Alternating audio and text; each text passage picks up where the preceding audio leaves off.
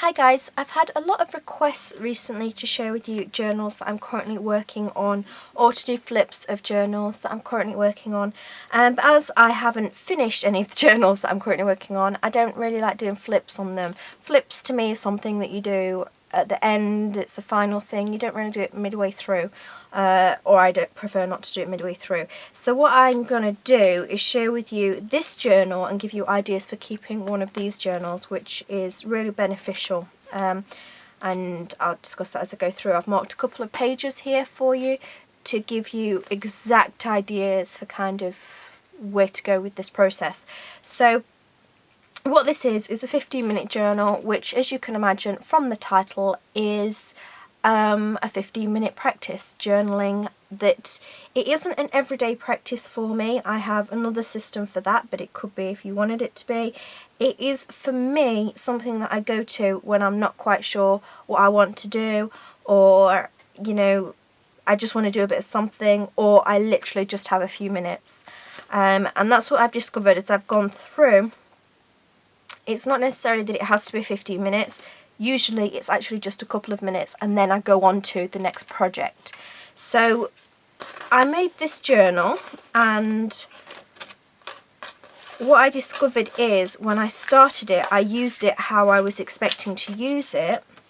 I made pages that took me 15 minutes on the first few pages, and that was how I was expecting to use it. So what I did was I made this journal out of really cheap cartridge paper, but by the end what I'm doing is I am using that process here. I showed you this one in the the recent pastel and charcoal tutorial that I did.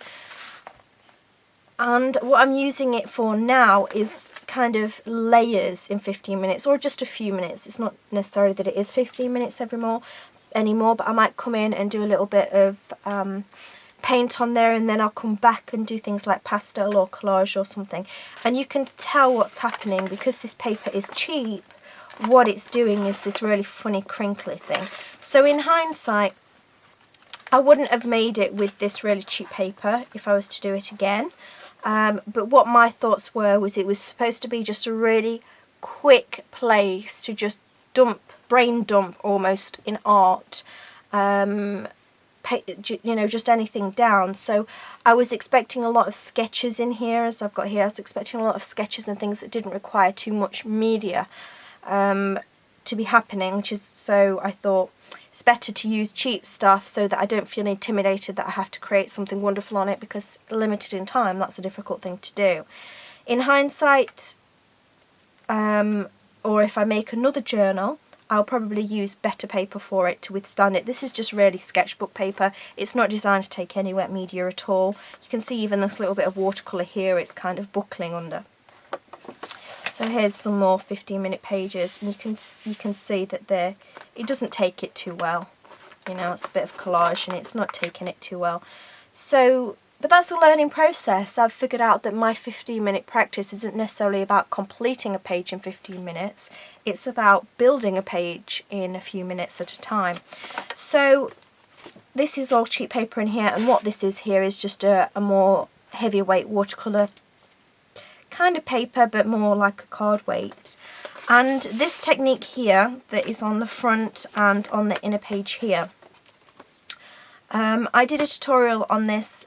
If you want to see it, it's on my art community, journalworkshops.ning.com, and that is under the birthday bash. On my birthday, or the day before my birthday, I had a big art party, and it was incredible, and people from all over the world were creating at the same time, and it was just the most amazing online event, not only that I've ever been to or, you know, been a part of, but I can't believe how wonderful that was.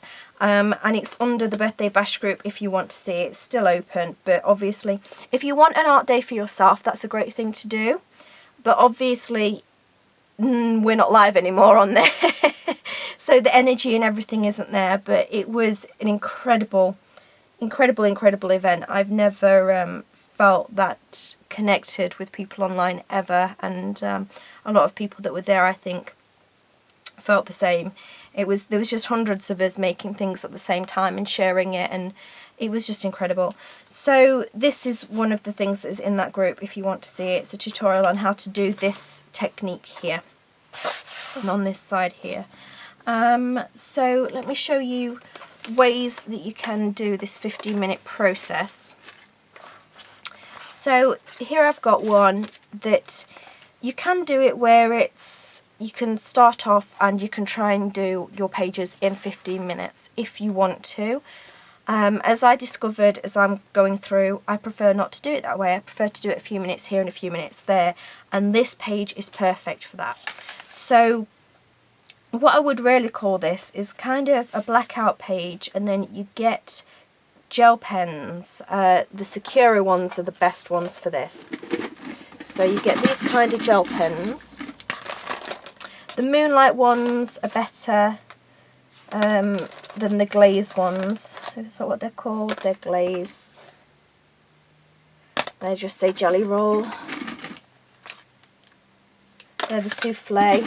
Never when you want what you after will you find them.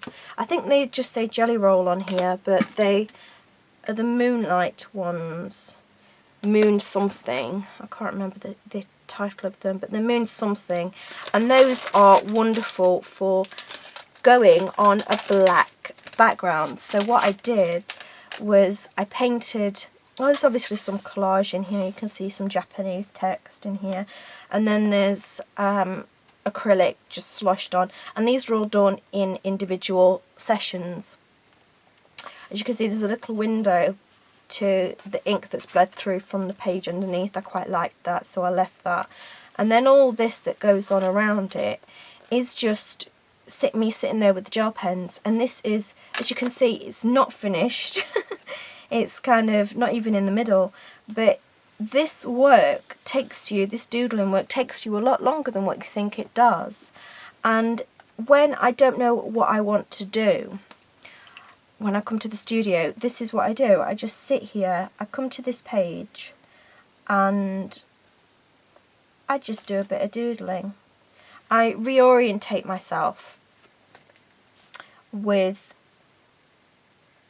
my creativity, and doodling is something that's really good for thinking anyway, because you can kind of keep half your mind on it, and you can begin exploring maybe what ideas come into your head as you're doing it.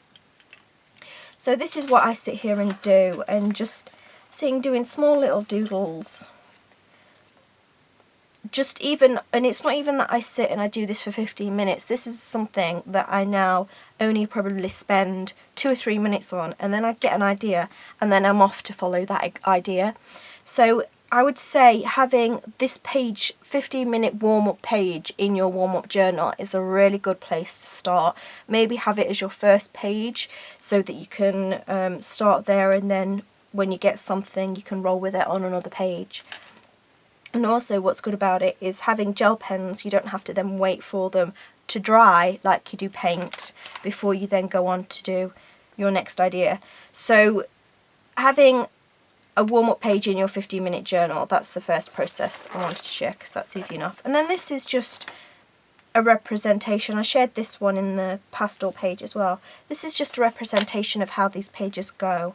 So sometimes I might come in and put a bit of collage down, and then another time I might put a bit of paint down, and then another time I'll do some journaling, some ink splatters here as you can see, and these were all done under different times, and there's a lot of pastel mixed in here and gesso. This is some stamping, some more stamping along here, and this is kind of typical of what I've been doing in this journal.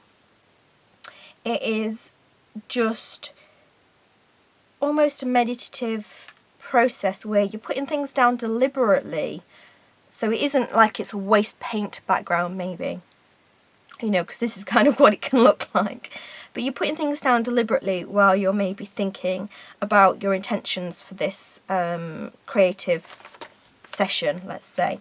So you can sit there and you can do that, and then usually I'll put this aside, these journal pages aside, and then go on to do something else. So that is generally what I've been doing in this journal. I just wanted to share it for, you know, quick ideas. This is from the pastel tutorial as well I showed you. It's me just playing around, and obviously this was 15 or under 15 minutes, just one session, and I really liked it, so I haven't added anything to it. And then other times I might not, so I might come back and do more on this.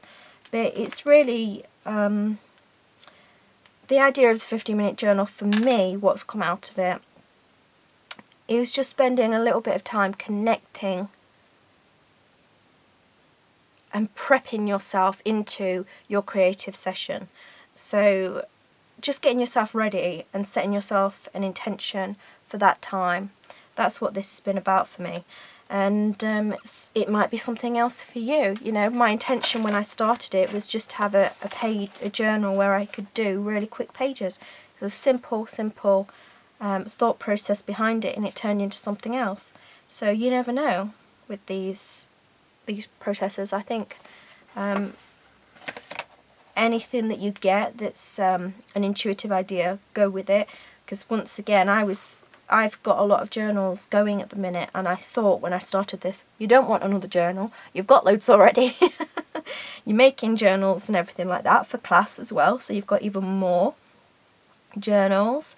But my intuition told me to do it, I did it, and I'm really happy that I did it. It's not something that it's not an art journal that you have to be precious with, because it is just short bursts of creativity, but it's a leap board, you know, a launch pad for